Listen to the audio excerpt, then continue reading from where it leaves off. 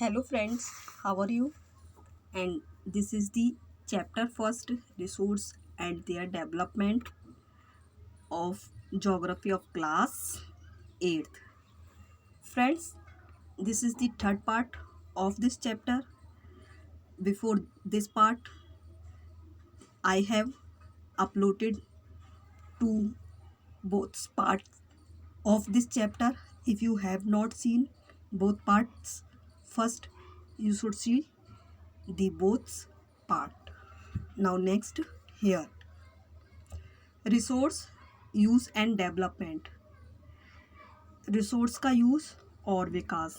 बच्चों, इस पार्ट से पहले हमने पढ़ा था मीन्स ऑफ रिसोर्स, यानी कि रिसोर्स क्या है उनके बारे में, classification of resource which are non renewable and renewable resource, man made resource, natural resource etcetera. Here next, human society advance as technology advance. बच्चों, मानव समाज आपका तभी प्रगति करता है, प्रोग्रेस करता है जब टेक्नोलॉजी का विकास जो है वो होता है। यानी कि टेक्नोलॉजी के विकास के साथ साथ आपका मानवीय समाज भी विकास करता है या वृद्धि करता है। In the primitive age also all the natural resource existed as they exist today but they were not properly developed and utilized। बच्चों, पुराने समय में आपके सारे नेचुरल रिसोर्स जो थे वो मौजूद थे पुराने समय में भी, जैसे आज मौजूद हैं, उपलब्ध हैं। लेकिन उस समय जो रिसोर्स थे बच्चों, उनका प्रॉपर विकास नहीं हुआ था और उनको प्रॉपर तरीके से यूज़ भी नहीं किया जाता था। क्यों? क्योंकि बच्चों उस समय जो पॉपुलेशन थी वो बिल्कुल ही कम थी, या ये कहें कि जो ह्यूमन बींग्स था वो इन रिसोर्स से पूरी तरह से परिचित नहीं था। Even today some tribal societies such as the pygmies of Africa, the Orch of Andaman islands and the Paliyan of the Tamil Nadu survive on hunting and gathering forest product. और बच्चों, आज भी कुछ जनजातीय समाज ऐसे हैं जैसे कि आपके अफ्रीका में पिग्मीज जनजाति और अंडमान आइलैंड की और जनजाति और तमिलनाडु की आपकी पालियान जो जनजाति हैं वो आज भी मतलब शिकार करती हैं और जो फॉरेस्ट के जो प्रोडक्ट्स होते हैं जैसे औषधि, फल फूल, उनको गैदरिंग करके अपनी लाइफ को सरवाइव करती हैं, चलाती हैं। They eat edible plants, roots, seeds and fruits which they gather from the forest and the meat of hunted animals without much processing. और बच्चों, ये जो जनजाति समाज हैं वो कुछ खाने योग्य जो आपके प्लांट्स होते हैं, पेड़ पौधे, जैसे कि जड़ें, बीज और फ्रूट्स, इनको खाते हैं और इन सभी को बच्चों वो जंगलों से, यानी कि जो फॉरेस्ट होते हैं वहाँ से इकट्ठा करते हैं और जो आपके शिकार करने वाले जो एनिमल्स होते हैं, शिकारी जो एनिमल्स, उनका मीट भी खाते हैं विदाउट मच प्रोसेसिंग, बिना कुछ उस पर प्रोसेस किए हुए, मतलब ज़्यादा दौड़ा भागी किए हुए, इजीली वो जानवरों को मतलब पकड़कर या मारकर खा लेते हैं। On the other hand, in society with advanced technology people use a variety of product that are highly processed. और दूसरे शब्दों में कहें तो बच्चों, जो समाज है, जब समाज में टेक्नोलॉजी का विकास होता है तो जो लोग हैं वो आपके तरह तरह के प्रोडक्ट्स जो हैं वो यूज़ करते हैं और ये जो प्रोडक्ट होते हैं बच्चों, उन पर काफ़ी प्रोसेस होने के बाद ये जो चीज़ें हैं वो इंसानों तक पहुंचती है। मतलब नेचुरल चीज़ जो कि आपको फॉरेस्ट से और जो आपके एग्रीकल्चर फील्ड है, खेत से, वो कच्चे रूप में आपको प्राप्त होती हैं और फिर आप उन पर प्रोसेस करते हो, उन पर काम करते हो और फिर उन्हें एक तैयार माल में मतलब बनाकर जो आपके कंज्यूमर हैं उन तक पहुंचाते हैं। Processing increases the usefulness of a resource. और बच्चों, जो आपकी जो प्रक्रिया है किसी भी रिसोर्स को एक तैयार माल में कन्वर्ट करने की जो प्रोसेस है वो काफ़ी यूज़फुलनेस होती है। इससे जो आपका रिसोर्स है उसकी जो यूटिलिटी है, उपयोगिता है, वो बढ़ जाती है। जैसे कि बच्चों अगर हम बात करें तो आपकी वुड है, जो लकड़ी है, तो आपको इजीली वो मतलब फॉरेस्ट से, जंगल से प्राप्त हो जाएगी। लेकिन अगर हम फर्नीचर चाहें उसका तो वो इतना इजी आपको नहीं मिल सकता। फर्नीचर आपको गेट करने के लिए, प्राप्त करने के लिए आपको टेक्नोलॉजी का सहारा लेना पड़ेगा, जो ह्यूमन बींग्स है उसके स्किल का सहारा लेना पड़ेगा। तो ये सारी चीज़ क्या है बच्चों, प्रोसेस होना, यानी कि लकड़ी पर प्रोसेस हुआ तब जाकर उसका फर्नीचर बना और तब लोगों ने उसको यूज़ किया। तो ये आपकी मतलब प्रोसेसिंग होती है कि एक कच्चे माल से लेकर पक्के माल तक या तैयार माल तक जो लोग थे उन्होंने उस दौरान क्या क्या काम किए। For examples, by processing milk, we get butter, cheese and other milk product। और बच्चों, मिल्क को प्रोसेस करने के बाद हम दूध से बच्चों बहुत सारी चीज़ें जैसे कि आपकी बटर, मक्खन, चीज़, पनीर और जो भी दूध के आपके प्रोडक्ट होते हैं उनको प्राप्त करते हैं। Sugar cane is processed to make sugar. बच्चों, जो आपका शुगर केन है, जो गन्ना, जब उस पर प्रोसेस किया जाता है, उसको फैक्ट्री वगैरह में मतलब उस पर काम किया जाता है, उसको तैयार किया जाता है, तब जाकर आपकी उससे चीनी बनती है। Iron ore is processed to make machines and various other things. और जब आपकी जो धातु अयस्क होती है, जो कि हमें आपके जो आपकी खाने हैं उनसे जो धातुएं निकलती है, या जो आपका लोहा अयस्क है वो हमें ज़मीन के अंदर से मिलता है, फिर उसे हमें मशीन में लाते हैं, उसका प्योरीफिकेशन करते हैं और उसमें बहुत सारी जो चीज़ें हैं वो मिलाते हैं, तब आपका जो प्योर जो लोहा है वो आपको प्राप्त होता है और उनसे फिर मशीन वगैरह और दूसरी तरह की चीज़ें बनाई जाती है। तो बच्चों, जो आपका कच्चा लोहा था और कच्चे लोहे से आपने जो तैयार माल किया, यानी कि आपने लोहे की आपकी विंडो बनी और भी जितना भी लोहे की चीज़ें हैं वो जो बनी हैं, तो वो एक लंबे प्रोसेस के दौरान बनी हैं। Processed goods are more expensive than the material from which they are processed because processing involves some cost। बच्चों, जो आपके प्रोसेस्ड किए हुए जो गुड्स होते हैं वो आपके काफ़ी महंगे होते हैं। मतलब जो तैयार माल, एक फिनिश्ड माल होता है, उसकी जो कीमत होती है उस माल से ज़्यादा होती है जो कि कच्चा होता है। जैसे कि अगर हम एग्जाम्पल के तौर पर लें तो बच्चों, अगर हम खेतों से कपास लें तो वो आपको सस्ती पड़ेगी, लेकिन जब उसी कपास को प्रोसेस किया जाता है, कारखानों में लाया जाता है और उनसे धागे वगैरह तैयार करने के बाद जो कपड़ा तैयार होता है तो उसकी कीमत बढ़ जाती है। क्यों? क्योंकि उसमें बच्चों उसकी कॉस्ट भी शामिल होती जाती हैं। जिस प्रोसेस से वो चीज़ गुजरती जाती है, उस प्रोसेस में उसकी जो इन्वेस्ट हुई है, मेहनत लगी है, लोगों की जो चीज़ें लोगों ने उसमें लगाई हैं, उनकी कीमत उस चीज़ में ऐड होती जाती है, इसलिए उस चीज़ की कीमत जो है वो आपकी बढ़ती चली जाती है। नेक्स्ट बच्चों, the resource development is closely associated with the development of human skill.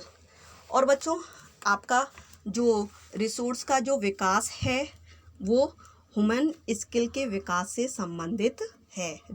आपके जो रिसोर्स हैं बच्चों, उनसे विकास तभी हो सकता है जब जो आपका ह्यूमन बींग्स है वो अपने स्किल को डेवलप करे।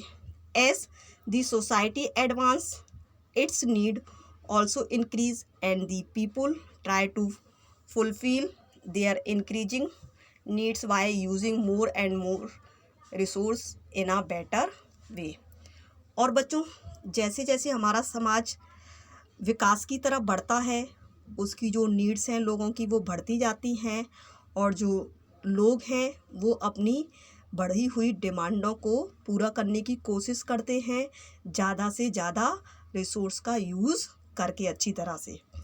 As technology advance, more goods can be produce in lesser time and using smaller quantity of resource. और बच्चों, जो जैसे जैसे आपकी टेक्नोलॉजी है वो डेवलप होती जाती है, तो जो ज़्यादा चीज़ें हैं बच्चों, उनका प्रोडक्शन होने लगता है कम समय में। मतलब टेक्नोलॉजी के आ जाने से कम समय में आपकी ज़्यादा चीज़ों का हम प्रोडक्शन कर सकते हैं, और मतलब जो रिसोर्स हैं उनका कम मात्रा में यूज़ करके ज़्यादा से ज़्यादा चीज़ हम प्राप्त कर सकते हैं या बना सकते हैं। In other words, the productivity increased. और अगर बात करें तो इससे बच्चों मतलब हम अपनी उत्पादकता को बढ़ा सकते हैं टेक्नोलॉजी के थ्रू। क्यों? क्योंकि बच्चों मान लीजिए कि एक काम जैसे हम हाथ से कर रहे हैं तो वो इतनी जल्दी से नहीं हो पाएगा जितनी जल्दी से आपकी मशीन करेगी। तो टेक्नोलॉजी डेवलप होगी तो नेचुरल सी बात है कि आपकी प्रोडक्टिविटी भी बढ़ेगी। A higher productivity indicates a higher level of economic development. और बच्चों, जब आपकी प्रोडक्टिविटी बढ़ेगी तो आपका आर्थिक विकास भी होगा। क्यों? क्योंकि इनकम बढ़ेगी, और इनकम बढ़ेगी तो नेशनल आय है वो भी बढ़ेगी, और नेशनल आय बढ़ने से आपका जो कंट्री है उसका इकोनॉमिक डेवलपमेंट होगा। You may wonder why advance country consume more resource in spite of having high productivity.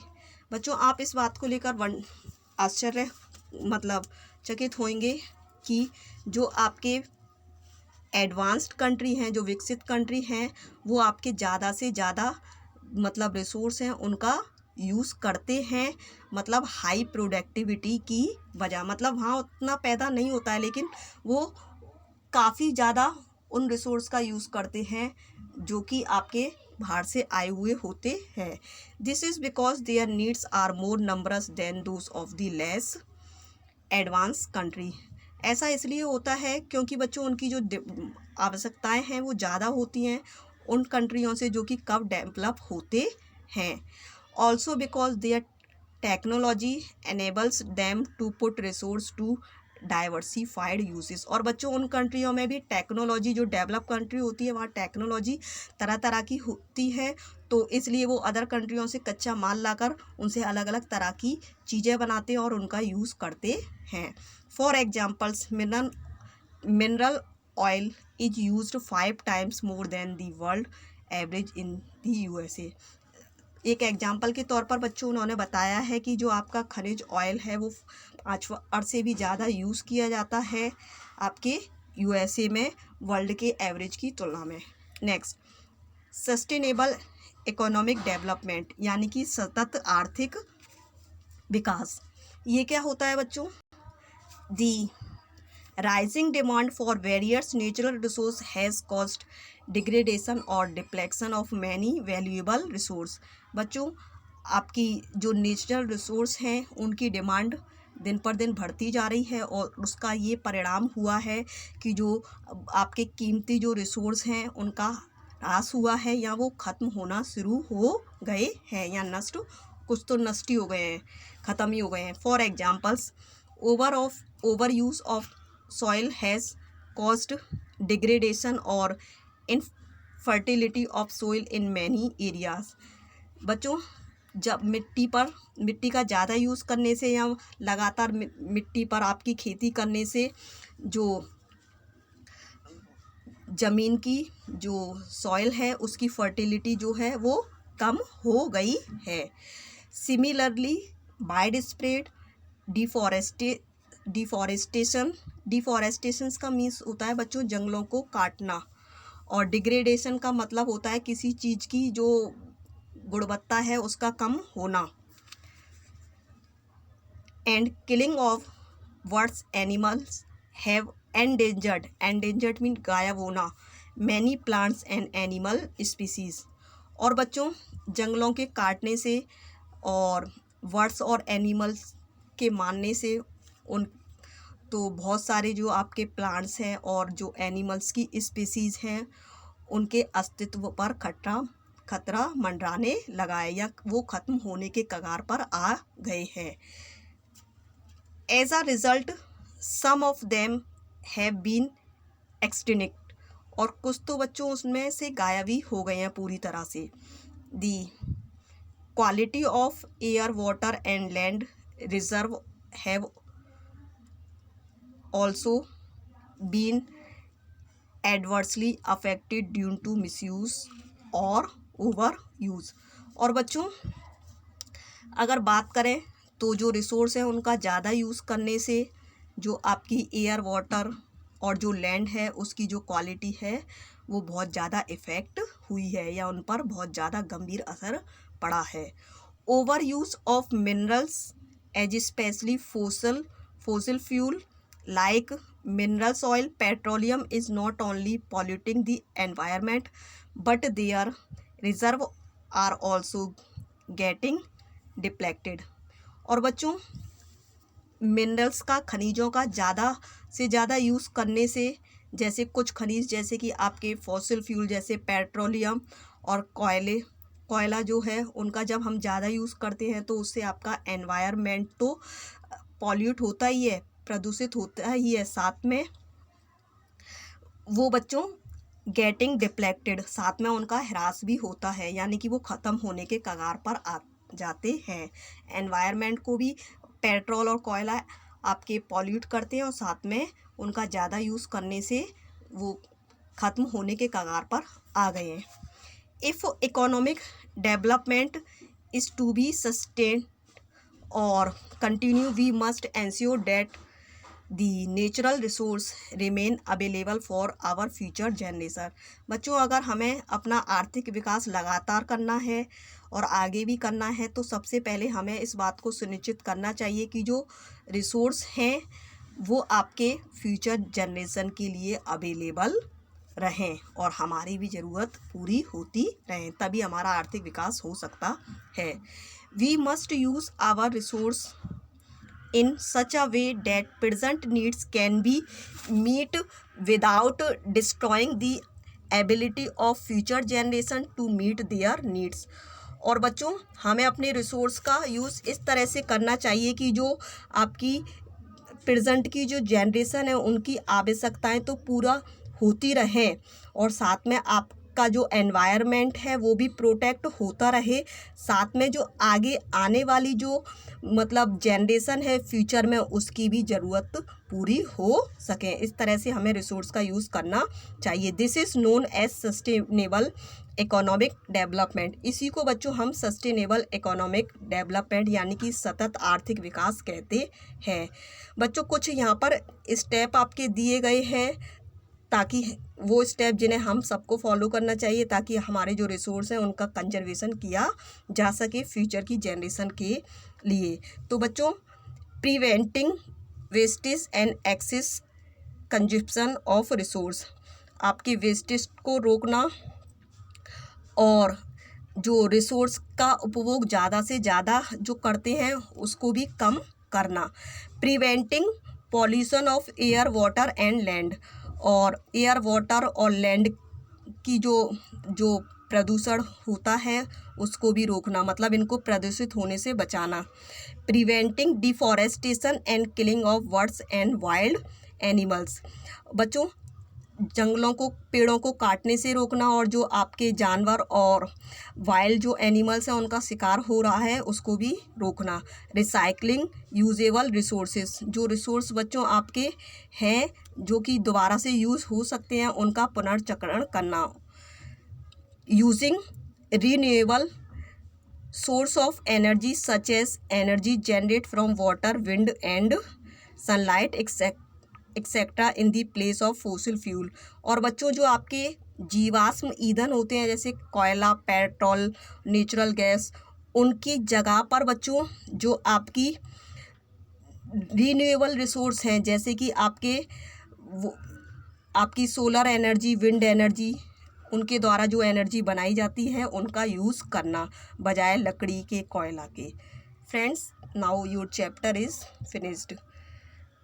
Next part we will continue tomorrow, and